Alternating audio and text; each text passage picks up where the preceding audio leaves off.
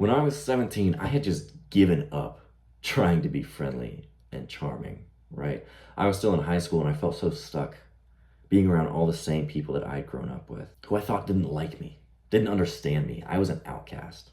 I just had these thoughts in my brain. To a degree, I was antisocial, right? Like I would sit down at lunch tables alone and play games on my phone. And like I remember the first time that I did this, right? I sat down at a lunch table because I was like, man, I just really don't want to sit with these people today. They don't get me. They don't understand me. And one of my friends, who was like actually a good dude, who was actually like one of my great friends, was like, hey, Luke, we're all sitting over here, man, if you want to come join us. Because he saw me sitting alone and I was like, nah.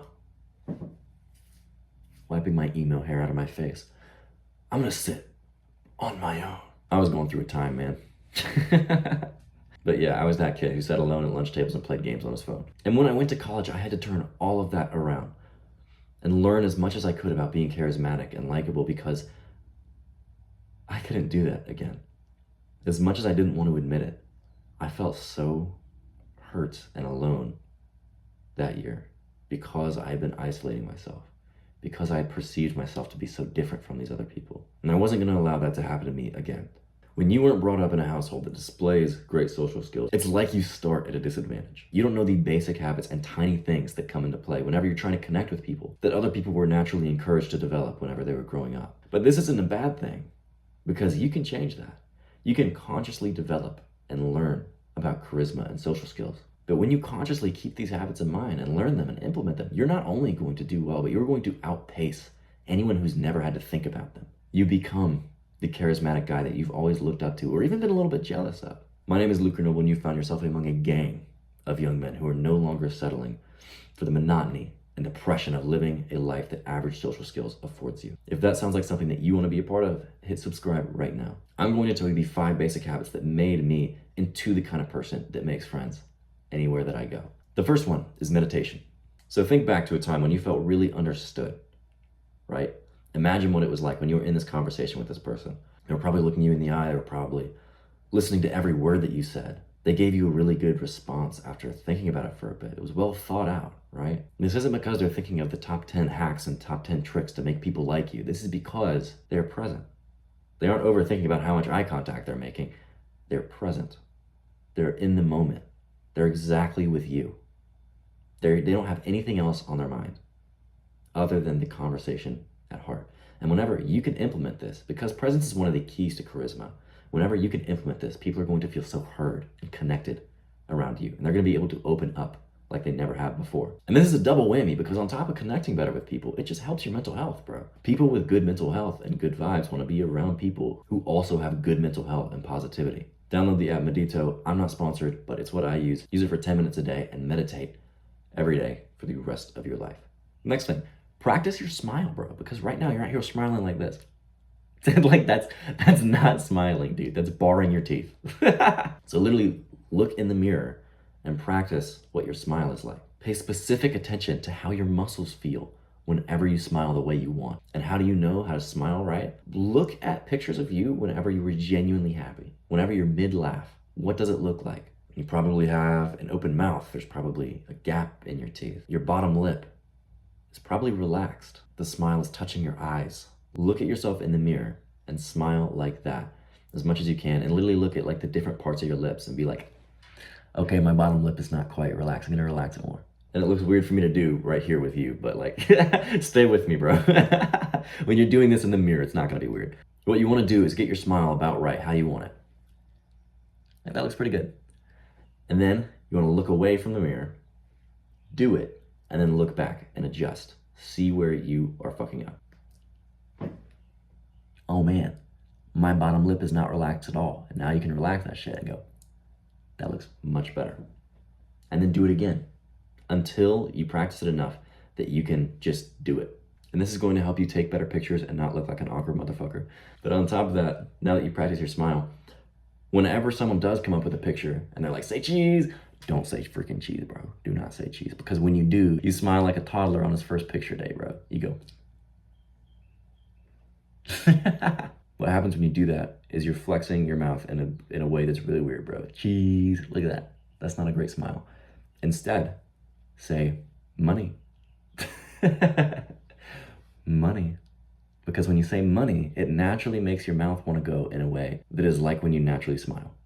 So anytime that someone asks me to take a picture, if you look closely at me, you can see me literally say money under my breath. I go, money, just like that. Or even better, genuinely make yourself laugh right before you're taking a picture. You can either think of something funny or steal what I do.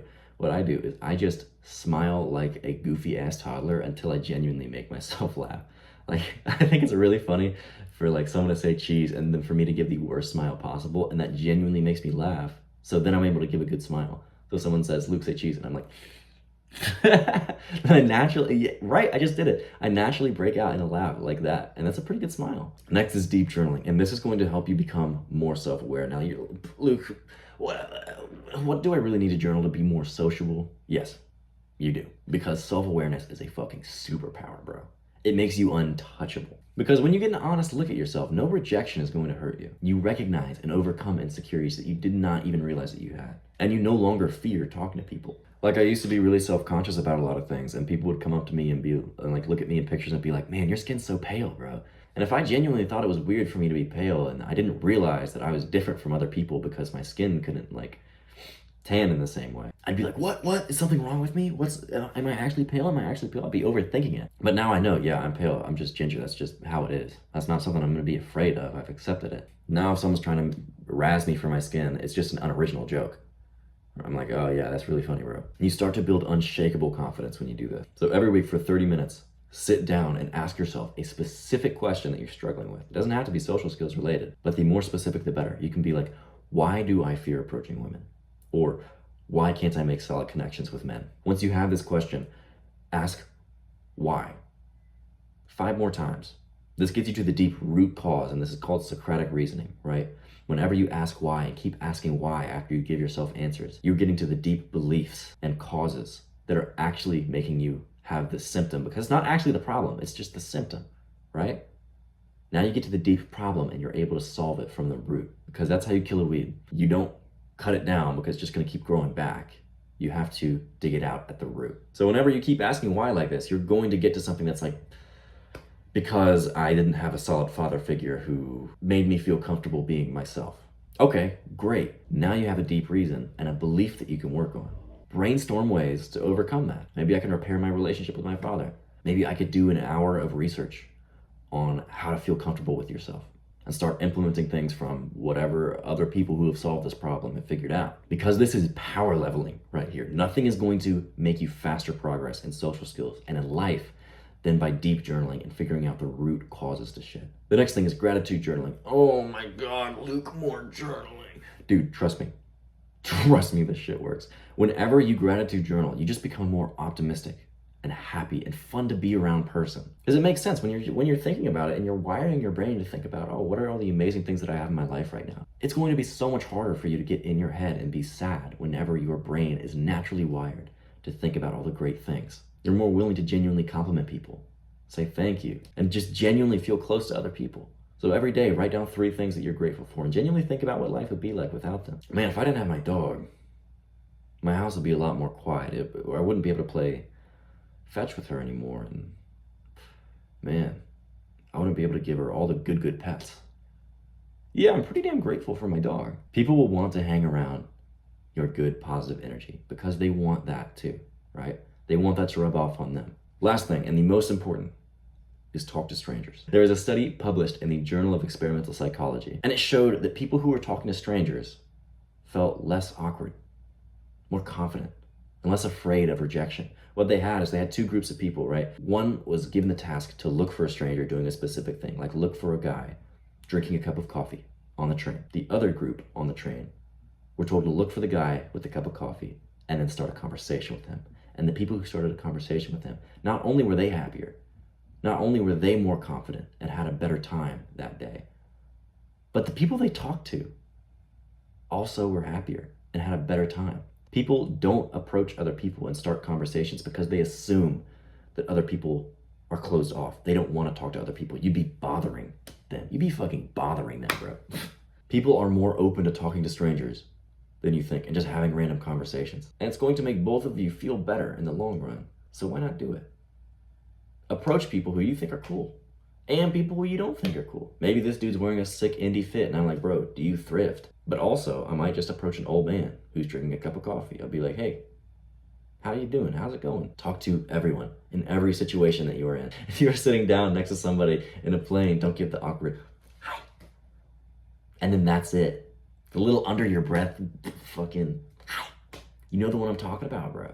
Because when you get into this habit, it just makes life more fun, bro. It makes it more friendly. This also is going to get you socially warmed up. Because how many times has it come to the situation where you want to have a great conversation with someone? Whether there's that cute girl and you're like, I want to approach this person, and you just don't do it. Because you're not socially warmed up, or you're afraid that you're going to be like, bro. Whenever you start talking to people, you get socially warmed up. So that whenever it does come to the chance where you have a conversation with someone that you actually want to like hit it off with, it's much easier, bro. You're already in social flow. Yeah, this is nothing because I just talked to 3 other dudes on the way here. What's up, my guy? Bam. Easy. So this is your action step before the end of the day. Talk to one stranger. It can be from anywhere. Just it has to be someone that you don't know. And no matter how it goes, bro, it's a win because you just overcame your fear to talk to somebody new. And it's going to be easier and easier and easier every time that you do it. So these habits help me become the charismatic, outgoing version of myself. And they're going to do the exact same for you if you take them and with intention and implement each one of them. If you want my one-to-one help and support becoming the kind of guy who makes an impression every time you enter a room, hit the top link in the description. It'll let you set up a call with me to see if we'd be a good fit for my monthly coaching package. Act now and become unstoppable.